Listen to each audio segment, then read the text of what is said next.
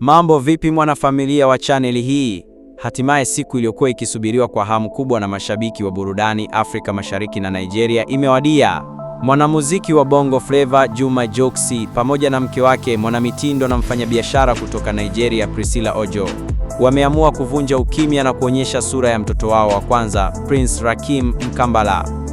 Kupitia kurasa zao za mitandao ya kijamii, wawili hawa wameweka picha za kwanza kabisa zinazoonyesha sura ya kijana wao, ikiwa ni sehemu ya kusherehekea kutimiza mwaka mmoja tangu kuzaliwa kwake. Tangu alipozaliwa mwezi kama huu mwaka jana, Jux na Priscilla walikuwa wakificha sura ya mtoto wao na kumwonyesha kwa nyuma au kwa mtindo wa kuficha sura, jambo lililowafanya mashabiki wawe na shauku kubwa ya kutaka kujua mtoto huyo amefanana na nani kati ya wazazi wake. Je, kwa mtazamo wako baada ya kuiona sura ya Prince Rakim, unaona amefanana zaidi na baba yake Jux au mama yake Priscilla Ojo? Dondosha komenti yako hapo chini. Pia usisahau kubonyeza button ya subscribe, like na kuwasha notification ili uwe wa kwanza kupata updates zote za burudani. Mimi ni msimuliaji wako, asante kwa kutazama.